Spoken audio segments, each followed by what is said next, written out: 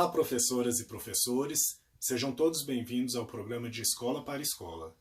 Meu nome é Thiago Marques e juntos vamos conhecer o trabalho que é desenvolvido em algumas escolas do Distrito Federal.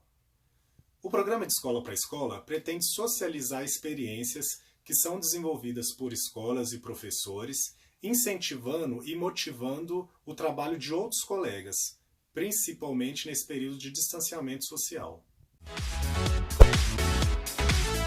O programa de hoje traz relatos de professores, diretores e coordenadores da CRE que trabalham na região de São Sebastião.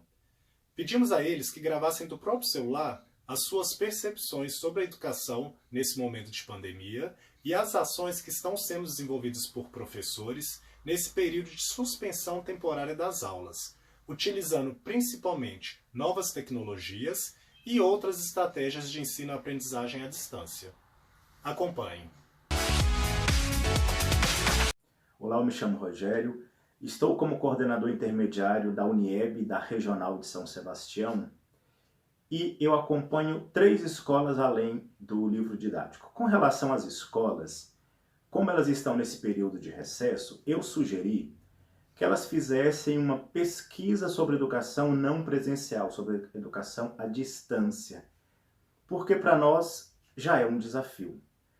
Nós não imaginávamos a possibilidade de uma educação à distância para anos iniciais. Você imagina isso na faculdade, você imagina isso nos cursos superiores. Agora, quando você olha para educação infantil, anos iniciais, realmente é muito desafiador. Então a sugestão foi que nós fizéssemos uma pesquisa para termos uma fundamentação teórica bem sólida.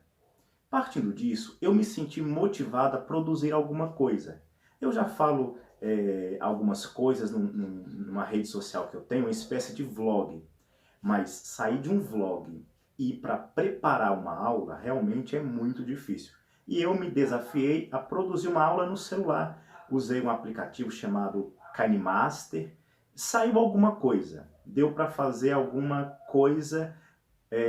não como eu gostaria, mas como foi possível naquele momento. Eu estou tentando me aperfeiçoar para que fique cada vez melhor. Então, é possível fazer alguma coisa, não é fácil, porque um celular ele não dispõe todas as ferramentas necessárias. E o nosso desafio de professor alfabetizador, professor que trabalha com alfabetização e letramento, é o seguinte: a educação brasileira ela é quadro e giz.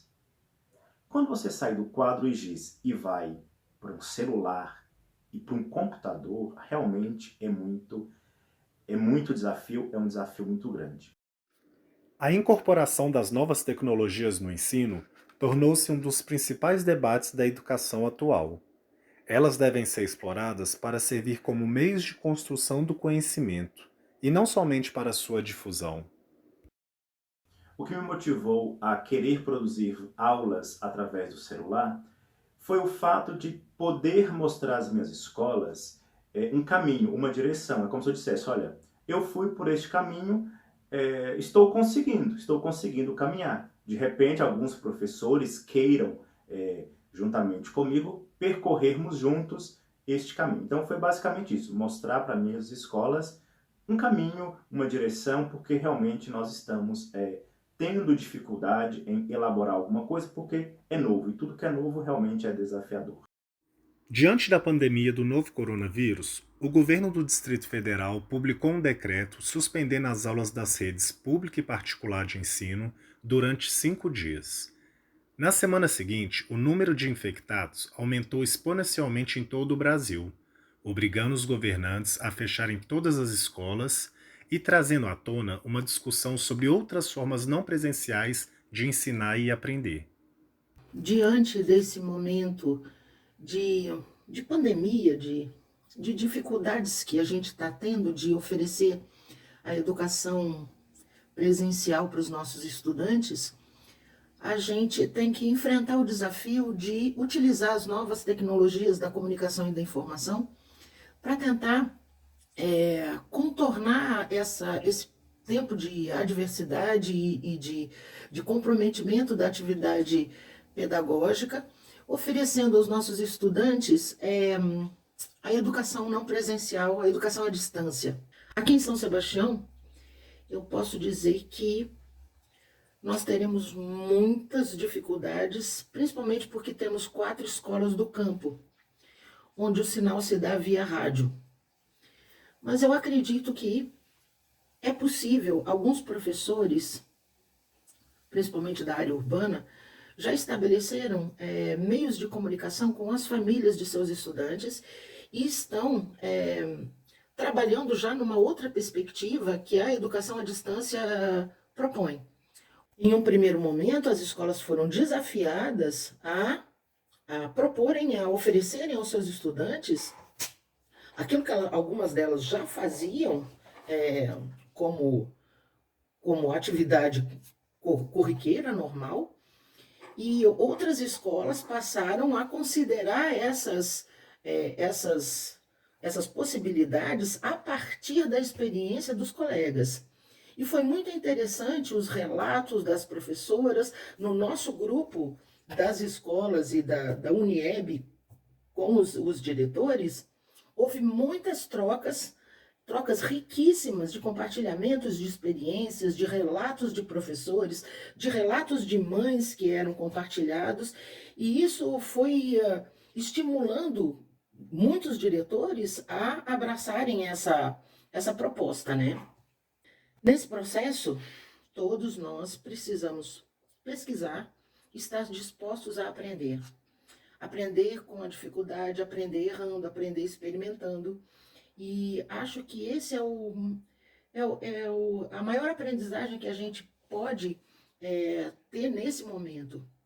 Estar disposto a aprender e admitir que a gente precisa de mais conhecimento para oportunizar no DF a educação à distância para os nossos estudantes.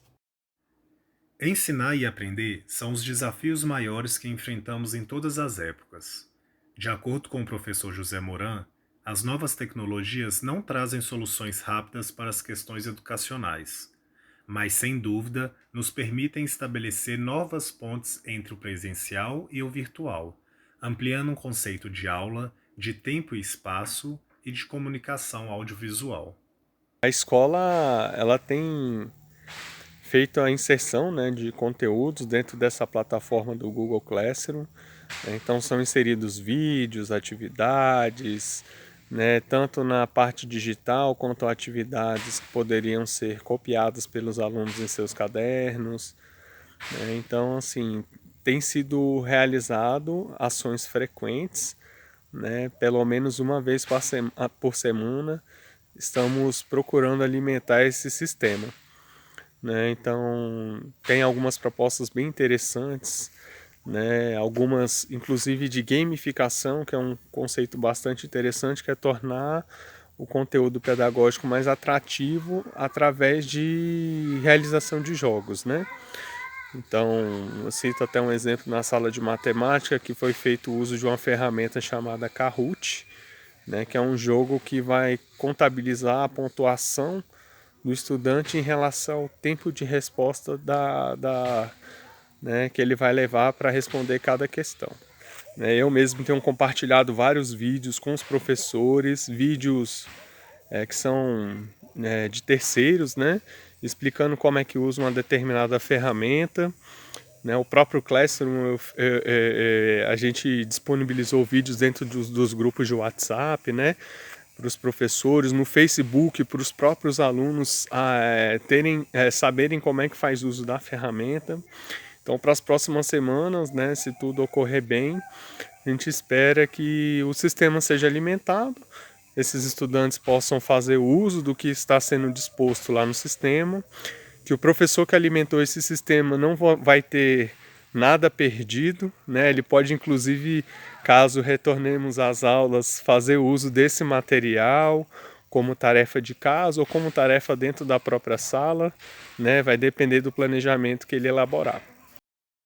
Os relatos dos professores dos anos finais do ensino fundamental e do ensino médio demonstram que o uso das novas tecnologias já é uma realidade, ainda que inicial, em algumas escolas. O desafio torna-se ainda maior quando voltamos o nosso olhar para a educação infantil e os anos iniciais.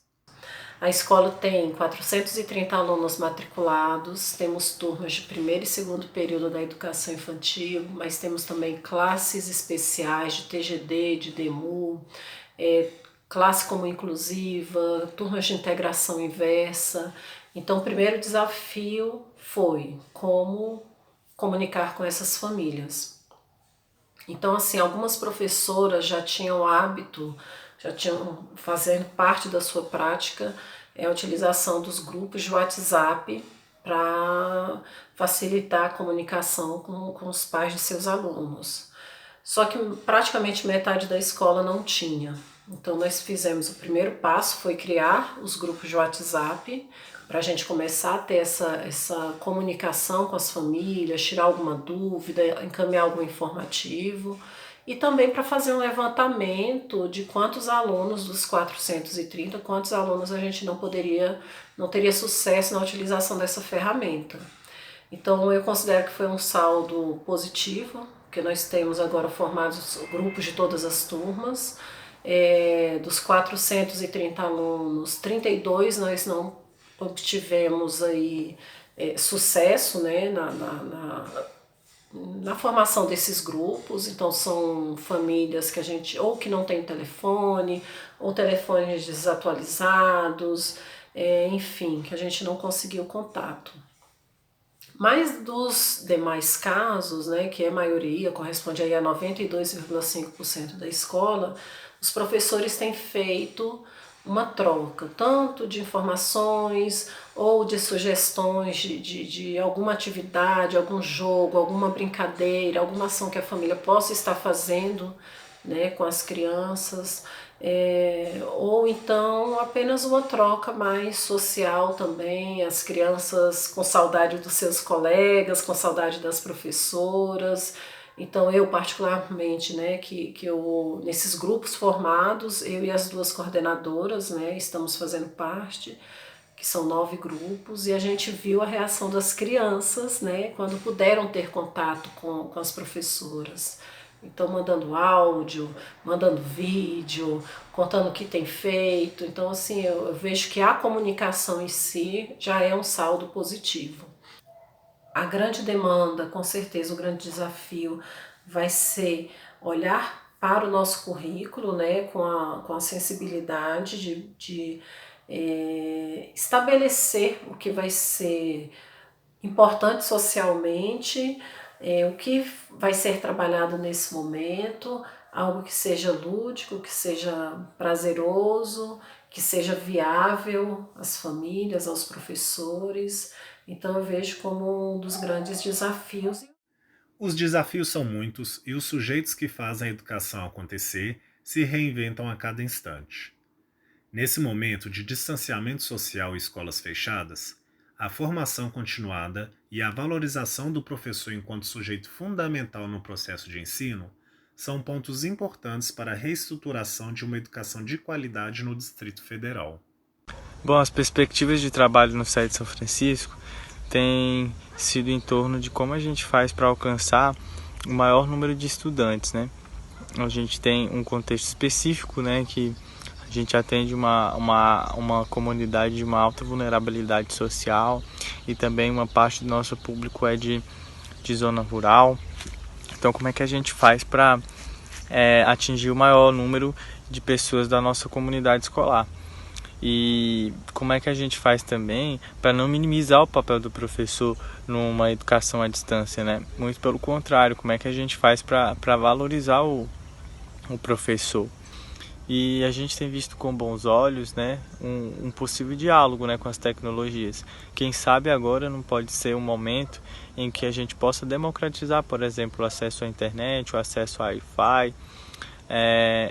Quem sabe não é uma oportunidade, né, da tecnologia, de fato, ter um diálogo, ouvir os professores, sobretudo os professores de escola pública, né, para a gente mostrar a nossa perspectiva, né, a nossa visão de todos os dias que estamos lá na labuta.